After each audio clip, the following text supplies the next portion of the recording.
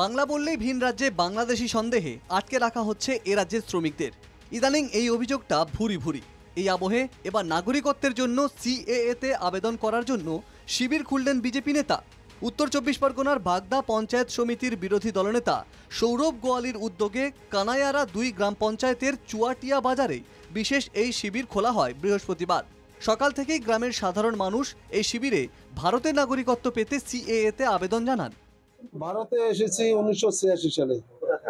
এখনো যেখানে থাকতাম সেখানেই আছি। বাংলাদেশে ছিল ফরিদপুর জেলা, এখন বর্তমান মাদারীপুর। আজকে এসেছি ওই সিএ এর অনলাইনে অ্যাপ্লিকেশন করতে।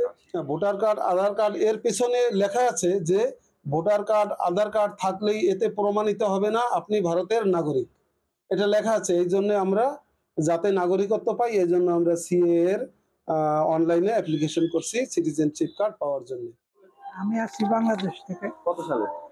2003 সালে। ভোটার কার্ড, আধার কার্ড নেই? না, আমি আবার কিছুদিন ওই দেশে ছিলাম, আবার পরে দেশে আইছি। হ্যাঁ, কেন? আমি এই দেশের নাগরিকত্ব পাওয়ার জন্য। হ্যাঁ, কনিয়ারা 2 পঞ্চায়েত। আমি অ্যাজ এ বাগদা পঞ্চায়েত সমিতির opposition leader advocate Sourav Goyali, BJP. তো আমি একটা সহযোগিতা শিবির খুলেছি, মানুষকে একটু সহযোগিতা করেছি। ইতিমধ্যে 50-60 জন আজকে ফর্ম ফিল আপ করেছে। হ্যাঁ, ধারাবাহিকভাবে এইভাবে চলতে থাকবে। স্থানীয় তৃণমূল নেতৃত্বের দাবি, ফের ধোঁকা দিচ্ছে বিজেপি। বাংলার স্থানীয় মানুষ যাদের নাগরিকত্ব রয়েছে তাদেরকে বাংলাদেশি আখ্যায়িত করে তাদেরকে পুশব্যাক করা হচ্ছে।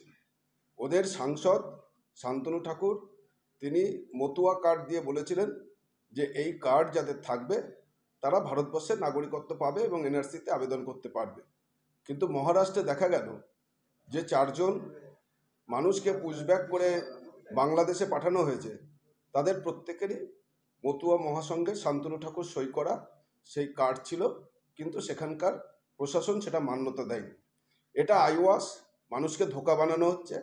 এই নাগরিকত্বের আবেদন আবার নতুন করে বিজেপি বাংলার মাটিতে ওরা যে পাপ করেছে সেই পাপের প্রায়শ্চিত্ত করবার জন্য মানুষকে নতুন করে ধোঁকা দিচ্ছে। সর্বভারতীয় তৃণমূল কংগ্রেসের তরফেও এক্স পোস্টে বিষয়টিকে বিজেপির ফাঁদ বলে কটাক্ষ করা হয়েছে।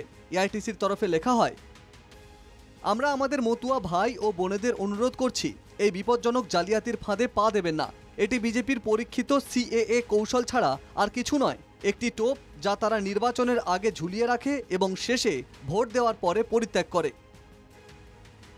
উত্তর 24 পরগনা থেকে দীপ বিশ্বাসের রিপোর্ট, এনকেটিভি বাংলা।